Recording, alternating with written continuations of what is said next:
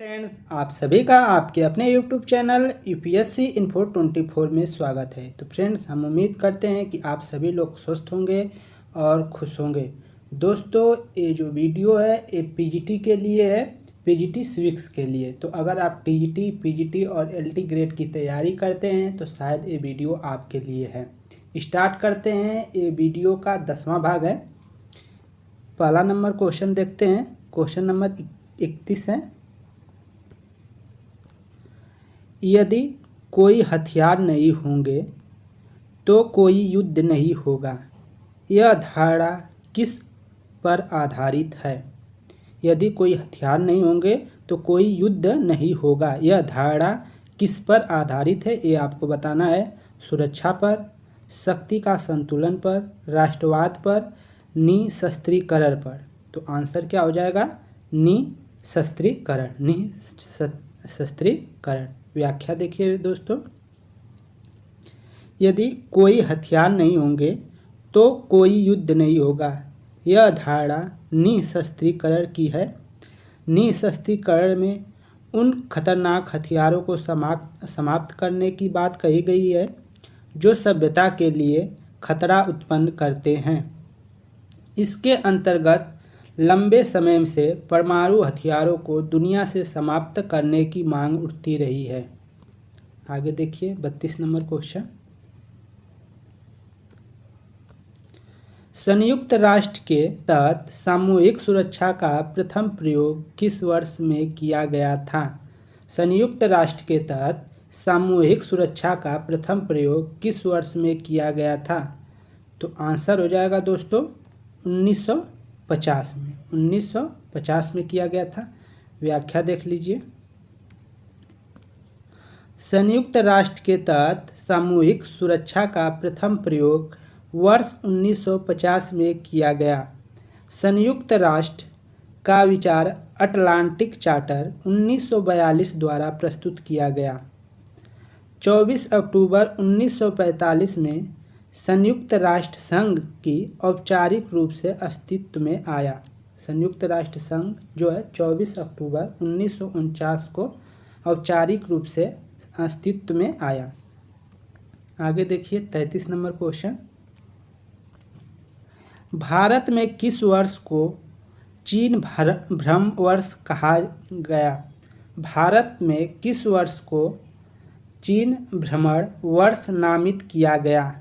ठीक है, तो वो कब किया गया था? 2018 को, 2015, 2016, 2017 को। तो आंसर क्या हो जाएगा? 2016 को। 2016 को क्या किया गया था? चीन भ्रमण वर्ष नामित किया गया था। व्याख्या देख लीजिए। भारत ने वर्ष 2016 को चीन भ्रमण वर्ष नामित किया था। भारत ने ऐसा इसलिए किया ताकि भारत चीन के साथ सामरिक महत्व एवं सांस्कृतिक जो सद्भाव को समृद्ध किया जा सके, बढ़ाया जा सके। आगे देखिए 34 नंबर क्वेश्चन। 7वां गुट निरपेक्ष सम्मेलन बैठक का कहाँ पर आयोजित हुआ? 7वां गुट निरपेक्ष सम्मेलन बैठक कहाँ पर आयोजित हुआ? ये आपको बताना है। ऑप्शन है बीजिंग, नई दिल्ली, माले, कोलंबो। तो कहाँ पे हुआ था दोस्तों? तो नई दिल्ली में। 7वां गुट निरपेक्ष सम्मेलन जो है नई दिल्ली में आयोजित हुआ था। व्याख्या देख लीजिए। 7वां गुट निरपेक्ष सम्मेलन नई दिल्ली में आयोजित किया गया था।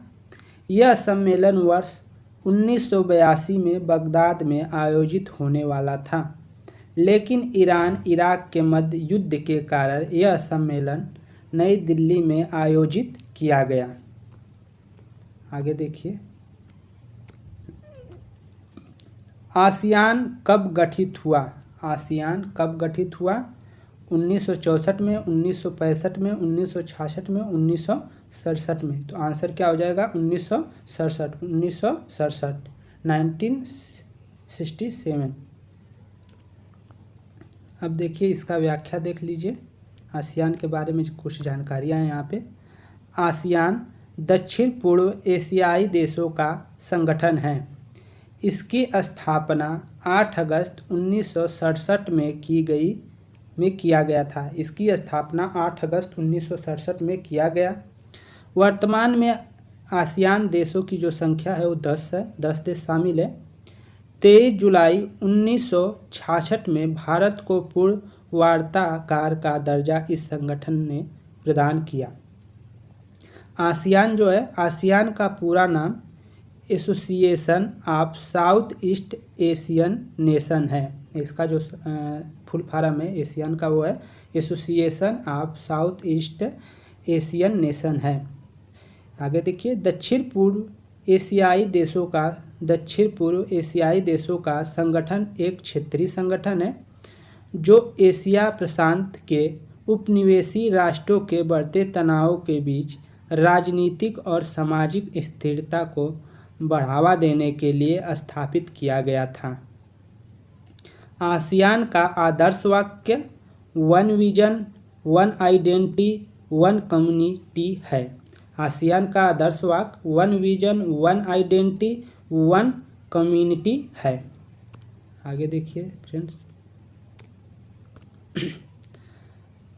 8 अगस्त आसियान दिवस के रूप में मनाया जाता है। 8 अगस्त को, प्रत्येक 8 अगस्त को आसियान दिवस के रूप में मनाया जाता है।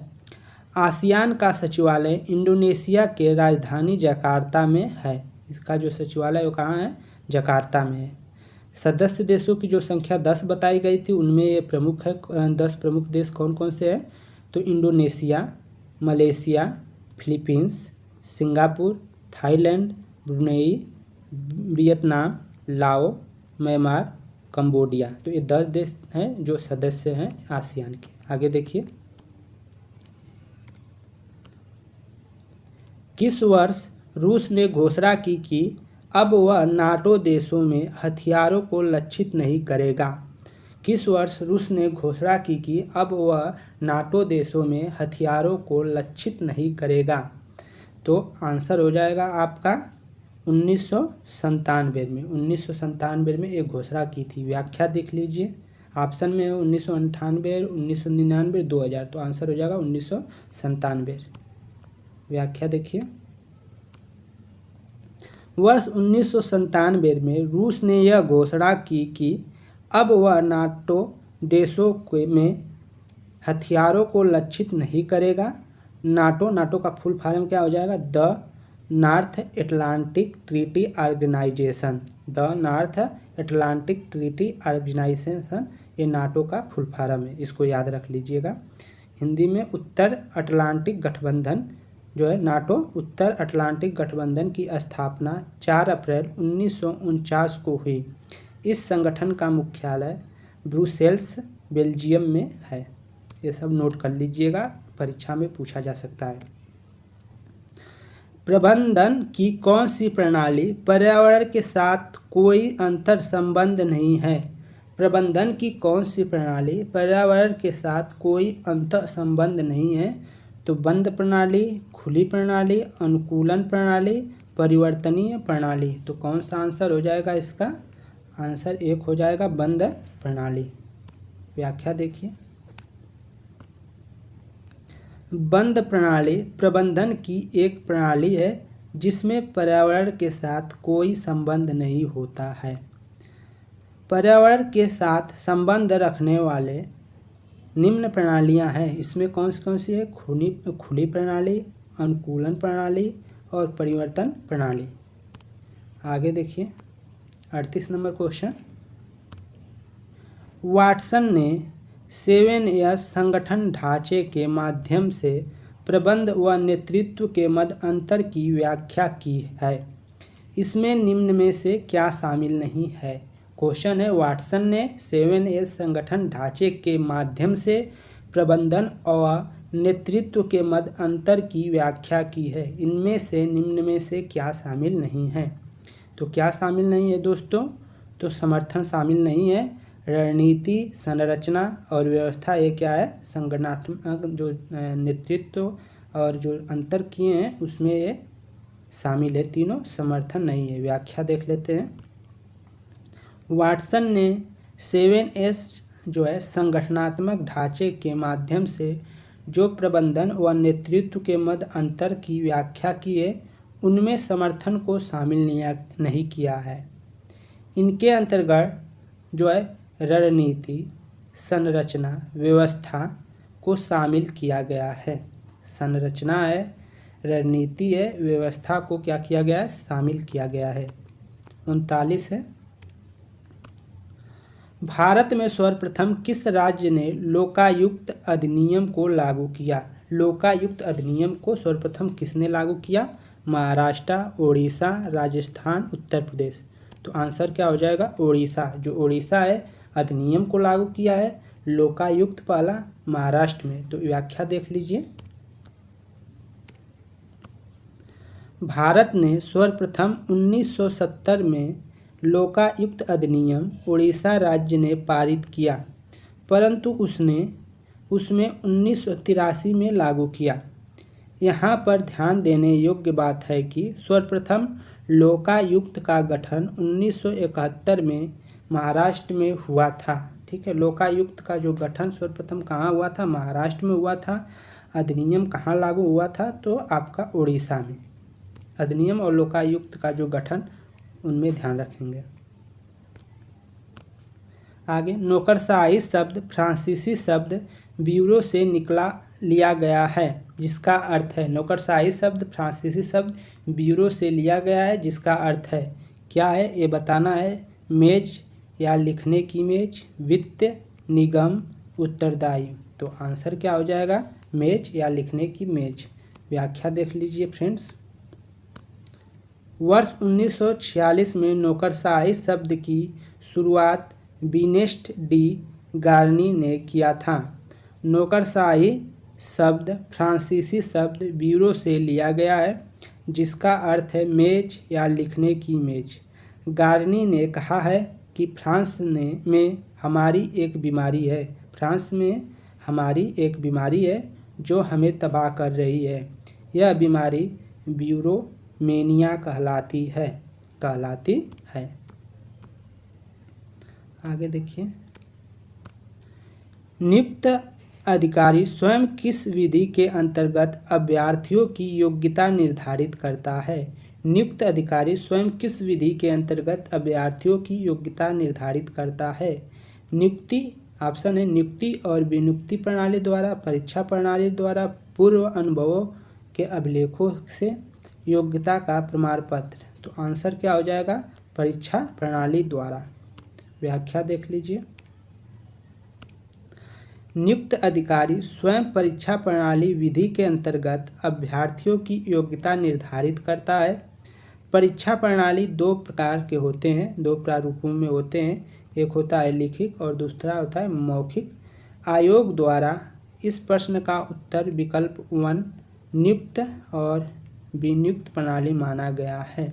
आयोग द्वारा जो इसका नियुक्ति माना गया है वह नियुक्ति और विनियुक्ति प्रणाली माना गया है, और हमारे द्वारा जो माना जा रहा है, पेपर द्वारा जो माना जा रहा है, वो परीक्षा प्रणाली। ठीक है। कौन सी प्रणाली कर्मचारियों की नौकरी से दिलचस्पी रखती है और उनके लिए प्रभावी प्रोत्साहन के रूप में कार्य करती है? तो कौन सी है? पदोन्नति, पदोन्नति, स्थानांतरण, प्रशिक्षण। तो आंसर क्या हो जाएगा? पदोन्नति। व्याख्या देख लीजिए। पदोन्नति प्रणाली कर्मचारियों की नौकरी में दिलचस्पी रखती है और उनके लिए प्रभावी प्रोत्साहन के रूप में कार्य करती है। कर्मचारी की नियुक्ति जब की जाती है, तत्पश्चात कुछ वर्षों बाद उसके पदों में पदोन्नति कर दी जाती है, जिससे उसकी कार्य करने की क्षमता बढ़ जाती है। आगे देखिए 43 नंबर क्वेश्चन है। किसने निर्णय निर्माण की ब्रेन स्टॉर्मिंग विधि का विकास किया है? किसने निर्णय निर्माण की ब्रेन स्टॉर्मिंग विधा का विकास किया है? तो ऑप्शन है एलेक्स एफ आर्सबर्न, दूसरा है विलियम गार्डन, तीसरा है एंड्रे डेल बैक एवं एंड्रयू वान डे बेन और चौथा है हर्बर्ट साइमन। तो आंसर जो हो जाएगा पहला हो जाएगा एलेक्स एफ आर्सवर्न। अब देखिए व्याख्या इसका देख लीजिए। एलेक्स एफ आर्सवर्न ने निर्णय निर्माण की ब्रेन स्टॉर्मिंग विधा का विकास किया है। निर्णय निर्माण विधा से दिमाग की सही स्थिति के बारे में पता चलता है कि वह किस तरह के कार्य करता है, कैसा सोचता है आदि। 44 नंबर क्वेश्चन है, भारत में प्रशासनिक सुधारों के क्रियान्वयन के लिए कितने चरणों की आवश्यकता होती है? तो आंसर क्या हो जाएगा 3 चरणों की। आंसर क्या हो जाएगा 3 चरणों की।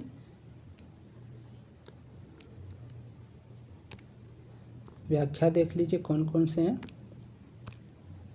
भारत में प्रशासनिक सुधार के क्रियान्वयन के लिए 3 चरणों की आवश्यकता होती है। पहला केंद्र स्तर पर, दूसरा राज्य स्तर पर, तीसरा स्थानीय स्तर पर। आखिरी एक क्वेश्चन दोस्तों, किसने कहा है उन कानूनों का पालन करना जिन्हें हम स्वयं अपने लिए बनाते हैं स्वतंत्रता है? किसने कहा है उन कानूनों का पालन करना जिन्हें हम स्वयं अपने लिए बनाते हैं स्वतंत्रता है? किसका कथन है? रूसो का, लास्की का, ग्रीन का, स्पेंसर का। तो आंसर क्या हो जाएगा रूसो का। आंसर क्या है? रूसो का एक कथन है। व्याख्या देख लीजिए। प्रसिद्ध दार्शनिक रूसो ने कहा है कि उन कानूनों का पालन करना जिन्हें हम स्वयं अपने लिए बनाते हैं स्वतंत्रता है। रूसो की प्रसिद्ध पुस्तक द सोशल कॉन्ट्रैक्ट, जिसमें उन्होंने कहा है कि मनुष्य स्वतंत्र जन्मा है लेकिन स्वतंत्र जंजीरों से जकड़ा हुआ है। तो फ्रेंड्स, वीडियो यहीं पे समाप्त करते हैं। हम उम्मीद करते हैं कि हमारे द्वारा जो ये तथ्य लाया जा रहा है वो आप लोग को पसंद आया होगा। अगर दोस्त वीडियो पसंद आई है तो चैनल को सब्सक्राइब कर लें, वीडियो को लाइक कर दें, जिससे कि हमारा हौसला और बढ़े और हम और मेहनत करें। नमस्कार साथी।